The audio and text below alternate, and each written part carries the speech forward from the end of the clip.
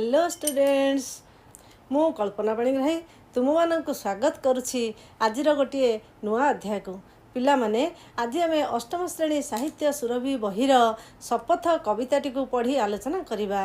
एहार कवि हेउछंती अनंत पट्टनायक। शपथ जहार अर्थ संकल्पबद्ध बा प्रतिज्ञा।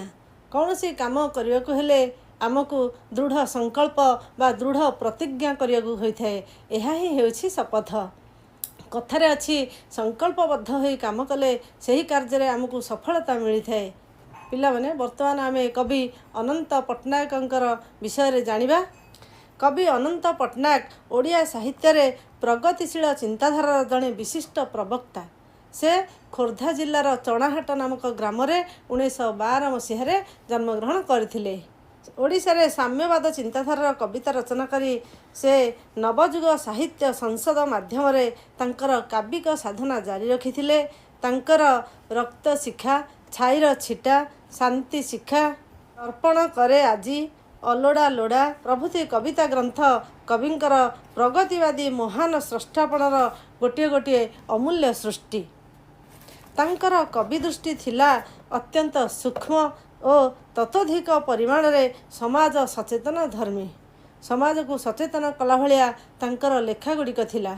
समाजरु अशिक्षा, धर्मांधता, अंधविश्वास आदिर दूरीकरण करी अत्याचार विरोध रे स्वर उत्तोलन करिबा एवं श्रेणीहीन समाज गठन करिबा थिला कविंक कवितार अंतःस्वर। कविंकर कवितार मुख्य लक्ष्य थिला समाजरु अशिक्षा, धर्मांधता, अंधविश्वास आदि को दूरीकरण करिबा एवं अत्याचार विरोध रे स्वर उत्तोलन करिबा। से अबांतर नामक कविता पुस्तक पाई केंद्र साहित्य एकाडेमी द्वारा पुरस्कृत होइछंती। पठित कविताटी कविंकर सृजन आभिमुख्यर बलिष्ठ परिप्रकाश। सामाजिक जीवन रे सम्मता आनिमा पाई से स्वार्थ, मिथ्या, हिंसा, व्यथा आदि को भ्रूक्षेप न करी सूर्य सम जली समाज रे सद्भाव, प्रेम और क्षमार झरणा प्रवाहित करने पाई प्रयास करिछंती। एही पृथ्वी रे समता आनिबा पाई से पृथ्वीर प्राकृतिक उपादान यथा सूर्य, चंद्र, झरणा, पर्वत, नदी, अग्नि इत्यादि समस्त भल भल सुगुणर अधिकारी होई समाज रे समस्त को सुख शांति रे रखिया पाई समस्त को आनंद प्रदान करिया पाई से शपथ करिछंती, प्रतिज्ञा करिछंती। पिला माने ताहाले आउ डेरी काहेकि चलो वर्तमान पूरा कविताटी को पढ़ी भल भाव बुझिबा। कविता शपथ। कवि होइछंती अनंत पट्टनायक। सूर्य सम जलिबी मुही, जह्न सम उठिबी झली, पवन सम पृथ्वी छुई, प्राणरु प्राणे खेलिबी ढली। सूर्य सम जलिबी मुही। कवि शपथ करिछंती, प्रतिज्ञा करिछंती मु सूर्य परी जलिबी, सूर्य परी हेबाकू चाहे। सूर्य हेउछंती समदर्शी। से कौन करती ना धनी गरीब जाति धर्म वर्ण निर्विशेष रे समस्त को समान परिमाणर किरण एवं उत्ताप प्रदान करिथांती।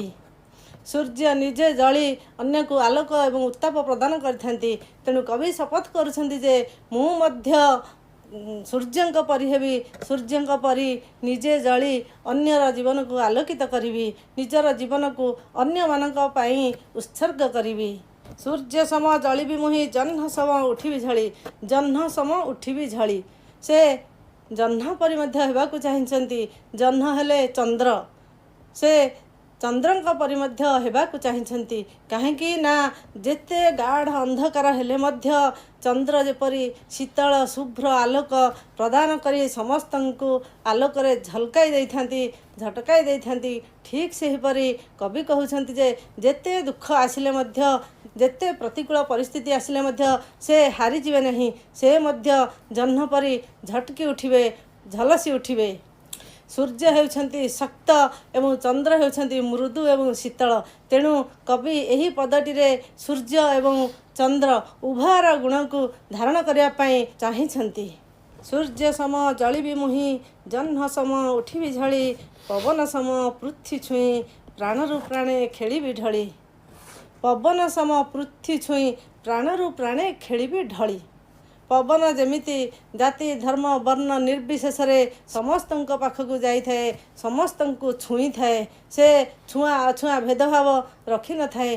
ठीक सेपरी कवि कहउछंती मु मध्य जाति धर्म वर्ण निर्विशेष समस्त पाखक जीवी समस्त हृदय पहुँची समस्त हृदय को बा प्राण को छुई समस्त आनंद प्रदान करने कवि शपथ नहीं। झरणा सम झरिबी हसी तृष्णाकार रखिबी नाही शस्य दले धरिबी लसी भोकीर भोक जीवरे काहीं। झरणा सम झरिबी हसी तृष्णाकार रखिबी नाही। कवि एठारे झरणा परि मध्य हेबा पाई शपथ नहीं।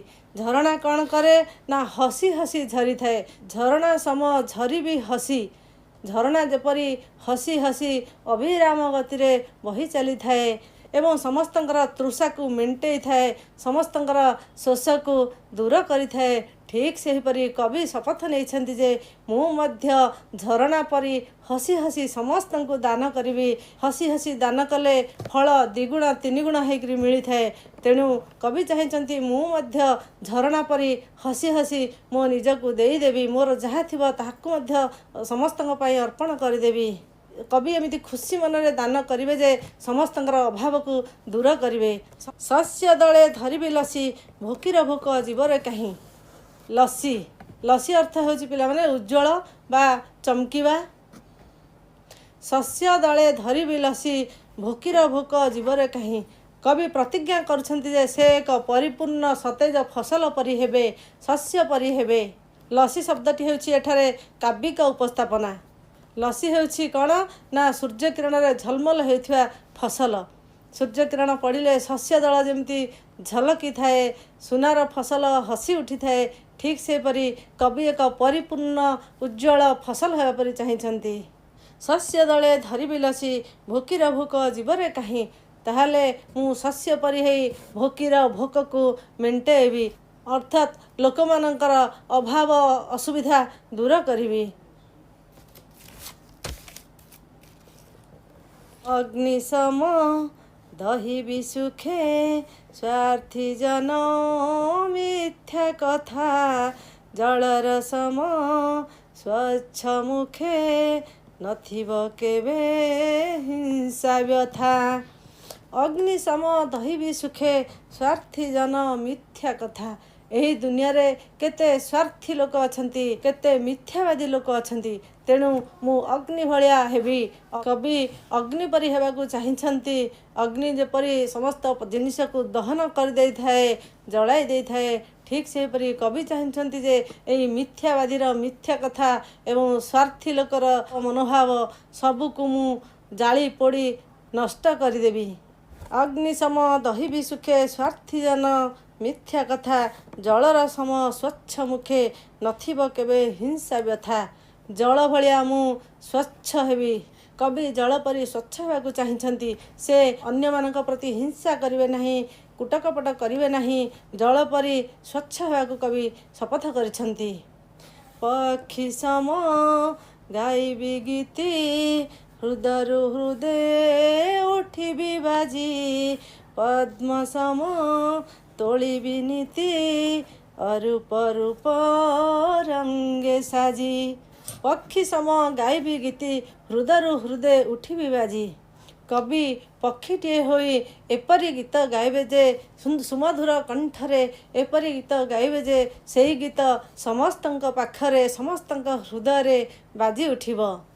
पक्षी सम गाइबी गीति हृदयरु हृदय उठिबी बाजी पद्म सम तोलिबी नीति अरूप रूप रंगे साजी।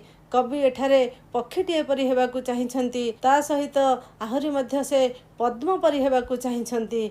पद्म जेपरी पंकरु जात होईची प्रतिकूल परिस्थिति रे मध्य पद्म सुंदर भावरे फुटी प्रस्फुटित होई हसुथाए। ठीक सेही परि कवि पद्म फूल परि हेबाकू चाहिछंती। अरूप रूप रंगे साजी। अरूप अर्थात जहार रूप नाही अरूप रूप रंगे साजी।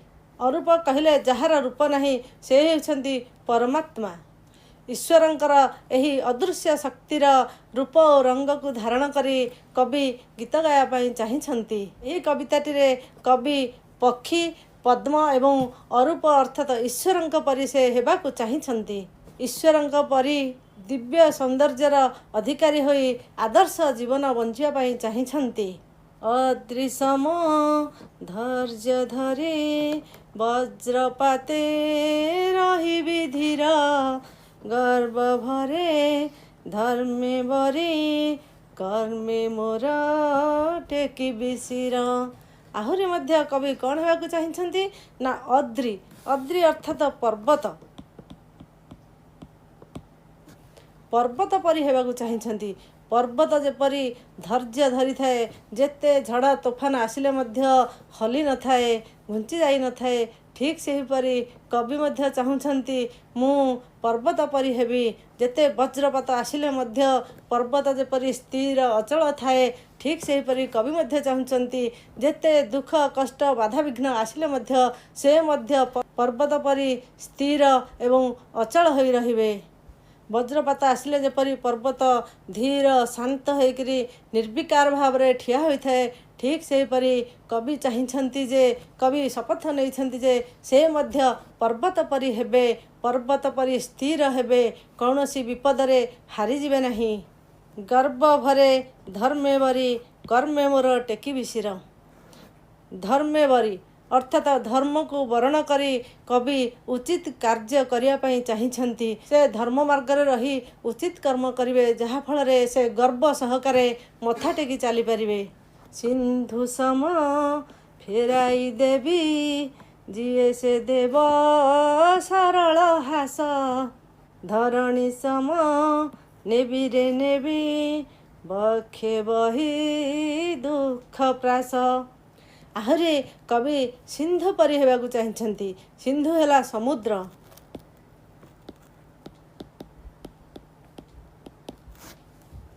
सिंधु सम फेराई देवी जिए से देव सरल हास। अन्य मानकु हस प्रदान करुथिबा अन्य मानक ओठरे हस फुटाउथिबा लोक मानक प्रति मु मध्य सेमानंकु हसी हसी आनंद प्रदान करिबी।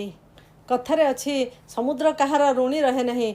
समुद्र लहरी जो लोकर जिनिस को समुद्र गर्भ को नहीं थाए पुणी थरे से जिनिस गुड़ाक समुद्र आनी कूल को फेरई दे थाए ठीक सेहीपरि कवि कहउछंती मु मध्य स्नेह ममता एवं हस बांटुथिया लोक मानक मनरे सेहीपरि स्नेह ममता एवं हस बांटिबी सेमानकर सरल हास को मु मध्य फेरई देवी। अर्थात जो माने अन्य मानक प्रति स्नेह ममता बांटुथांती सेही मानक सहित मु सुसंपर्क स्थापन करिबी। धरणी सम नेबिरे नेबी बक्ष्य बही दुख प्रास। प्रास अर्थ वेदना बा दरज। धरणी धरणी अर्थ पृथ्वी। आमे समस्ते पृथ्वीर छाती उपरे चालू थाउ तेणु पृथ्वी को केते कष्ट न हेउथिबो किंतु से मथापाती सबको सही रही तार धैर्य शक्ति बहुत अधिक। धरणी सम नेबिरे नेबी बक्ष्य बही दुख प्रास। पृथ्वी जेमिति ता बक्षरे समस्त दुख कष्ट को धारण करी खुशी मनरे रहिछि ठीक सेहीपरि कवि मध्य निज हृदय रे पृथ्वी परी अन्य मानकर दुख कष्ट को सह्य करि नेबे बोली प्रतिज्ञा करिछंती। रुग्ण जन पारुसे रही शुश्रूषारे लागिबी तार नृत्य रचे मृत्यु जही आनिबी तही सृष्टिधार। आहुरी कवि कौन करने चाहिए ना रुग्ण जन पारुसे रही शुश्रूषारे लागिबी तार। रुग्ण अर्थात रोगिणा लोक रुग्ण जन रोगिणा लोकर पारुसे रही अर्थात पाखरे रहीकरी शुश्रूषारे लागिबी तार अर्थात ताहार सेवा करिवे बोली कवि शपथ नहीं। रोगी व्यक्ति मानक पाखरे रही से मानकु सेवा जोगे देवे बोली से शपथ नहीं। नृत्य रचे मृत्यु जही आनिबे तही सृष्टिधार। जेउठी मृत्यु नाच करुथब अर्थात युद्ध महामारी बन्या बात्या समय मृत्युर तांडव बा मृत्युर नाच आरंभ हो जाए।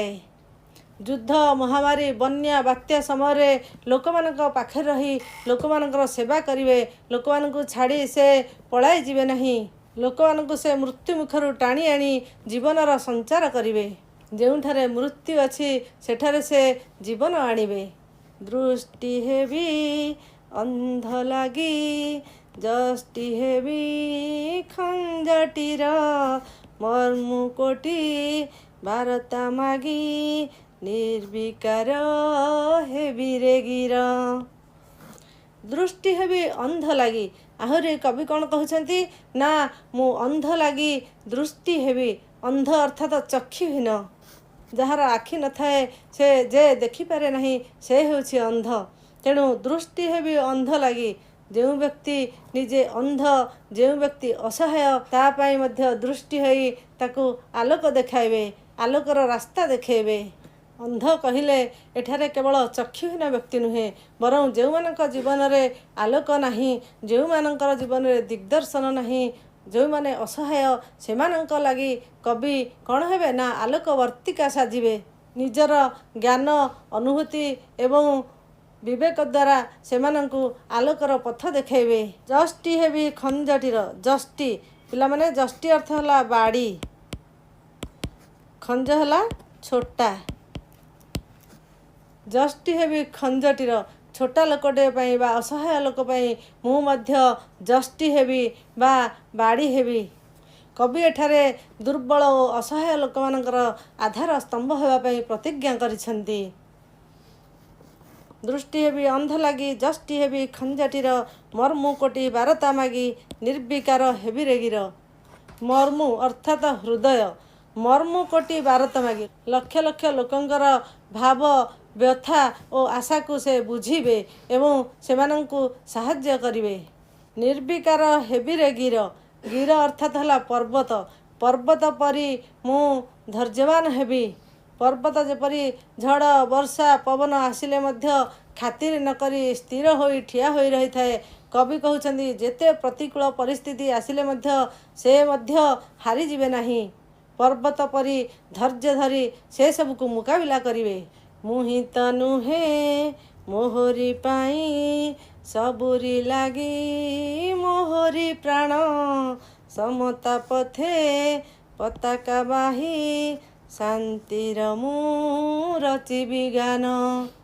ମୁହିଁ ତ ନୁହେଁ ମୋହରି ପାଇଁ। କବି କହୁଛନ୍ତି ମୋର ଜୀବନ କେବଳ ମୋହରି ପାଇଁ ନୁହଁ, ମୋହରି ପାଇଁ ସୀମିତ ନୁହଁ, ସବୁରି ଲାଗି ମୋହରି ପ୍ରାଣ। ସମସ୍ତଙ୍କ ପାଇଁ ହେଉଛି ମୋର ଏଇ ଜୀବନ। ଅଷ୍ଟାଦଶ ପୁରାଣେଷୁ ବ୍ୟାସସ୍ୟ ବଚନଦ୍ୱୟଂ ପରୋପକାରଃ ପୁଣ୍ୟାୟ ପାପାୟ ପରପୀଡ଼ନଂ। ପରୋପକାରଃ ସ୍ୱର୍ଗାୟ ବା ପୁଣ୍ୟାୟ। ତେଣୁ ପରୋପକାର କଲେ ପୁଣ୍ୟ ମିଳେ। ତେଣୁ କବି କହୁଛନ୍ତି ମୁଁ ମଧ୍ୟ ପରୋପକାର କରିବି। କବି କହୁଛନ୍ତି ମୁଁ ସ୍ୱାର୍ଥପର ହୋଇ କେବଳ ମୋର ନିଜ କାମ କରିବା ପାଇଁ ଏହି ପୃଥିବୀକୁ ଆସିନି। ମୋର ପ୍ରାଣ ସମସ୍ତଙ୍କ ପାଇଁ ମୁଁ ମୋର ଜୀବନ ଉତ୍ସର୍ଗ କରିବା ପାଇଁ ଚାହେଁ। ସମତା ପଥେ ପତାକା ବାହି ଶାନ୍ତିର ମୁଁ ରଚିବି ଗାନ। ସମତା, ସମତା କହିଲେ ଅର୍ଥନୀତିକ ସମତା, ସାମାଜିକ ସମତା, ଧାର୍ମିକ ସମତା ଇତ୍ୟାଦି। ତେଣୁ କବି ଚାହୁଁଛନ୍ତି ସମାଜରେ ସାମାଜିକ ସମତା ଆଣିବେ, ସାମାଜିକ କ୍ଷେତ୍ରରେ ସମତା ଆଣିବେ। ଆର୍ଥିକ କ୍ଷେତ୍ରରେ ଧନୀ ଗରିବ ରହିବେ ନାହିଁ। ଧାର୍ମିକ କ୍ଷେତ୍ରରେ ବିଭିନ୍ନ ଧର୍ମର ଲୋକମାନଙ୍କ ପ୍ରତି ସମ ମନୋଭାବ ପୋଷଣ କରିବେ। ଜାତି, ଧର୍ମ, ବର୍ଣ୍ଣ ଭେଦଭାବ ନିଜ ମନରେ ରଖିବେ ନାହିଁ। ତେଣୁ ଏହି ପୃଥିବୀରେ ସମତା ଆଣିବା ପାଇଁ ସେ ପତାକା ଧରିବେ, ଅର୍ଥାତ୍ ନେତୃତ୍ୱ ନେବେ, ଆଗେଇ ଚାଲିବେ। ସମତା ପଥେ ପତାକା ବାହି ଶାନ୍ତିର ମୁଁ ରଚିବି ଗାନ। କବି ହେଉଛନ୍ତି ସାମ୍ୟବାଦୀ ଚିନ୍ତାଧାରାର ଲୋକ। ତେଣୁ ସେ ସମାଜରେ ସମାନତା ଆଣିବା ପାଇଁ ଚାହିଁଛନ୍ତି। ସମତା ପଥେ ପତାକା ବାହି ଶାନ୍ତିର ମୁଁ ରଚିବି ଗାନ। ତେଣୁ ସମତା ଆଣିବା ପାଇଁ ସେ ନେତୃତ୍ୱ ନେବେ, ପତାକା ଧରିବେ ବୋଲି ଚାହିଁଛନ୍ତି। ଯାହାଫଳରେ ଏହି ଦୁନିଆରେ ଶାନ୍ତି ପ୍ରତିଷ୍ଠିତ ହେବ, ଏହି ମର୍ତ୍ତ୍ୟଭୂମି ସ୍ୱର୍ଗରେ ପରିଣତ ହେବ। ପିଲାମାନେ, ଏଇଠି କବିତାଟି ଶେଷ ହୋଇଛି। କବି ଏଠାରେ ବିଭିନ୍ନ ସୁଗୁଣର ଅଧିକାରୀ ହୋଇ ଯେମିତି ଦୁନିଆକୁ ଆଲୋକ ଦେଖାଇ ଦେବା ପାଇଁ ଚାହିଁଛନ୍ତି, ଅନ୍ୟମାନଙ୍କ ମନରେ ଆନନ୍ଦ ପ୍ରଦାନ କରିବା ପାଇଁ ଚାହିଁଛନ୍ତି, ଏହି ପୃଥିବୀକୁ ସରସ ସୁନ୍ଦର ମଧୁମୟ କରି ତୋଳିବା ପାଇଁ ଚାହିଁଛନ୍ତି। ଆମେ ମଧ୍ୟ ତାଙ୍କର ଆଦର୍ଶରେ ଅନୁପ୍ରାଣିତ ହେବା ଉଚିତ। ଆମେମାନେ ମଧ୍ୟ ଏହିସବୁ ସୁଗୁଣର ଅଧିକାରୀ ହୋଇପାରିଲେ ଆମ ଜୀବନକୁ ସରସ ସୁନ୍ଦର ମଧୁମୟ କରିବା ସହିତ ଏହି ପୃଥିବୀକୁ ମଧ୍ୟ ସରସ ସୁନ୍ଦର କରି ଗଢ଼ି ତୋଳିବାରେ ସହାୟକ ହୋଇପାରିବା। ପିଲାମାନେ, ଏଇଠି କବିତାଟି ଶେଷ ହୋଇଛି। ଏହି ବିଷୟଟିର ପ୍ରଶ୍ନ ଉତ୍ତର ଆମେ ପାର୍ଟ 2 ଭିଡ଼ିଓରେ ଆଲୋଚନା କରିବା। ପିଲାମାନେ ଭିଡ଼ିଓଟି ଭଲ ଲାଗିଥିଲେ ଲାଇକ୍ ସେୟାର ଏବଂ ସବସ୍କ୍ରାଇବ୍ କରିବାକୁ ଭୁଲିବ ନାହିଁ। ଧନ୍ୟବାଦ।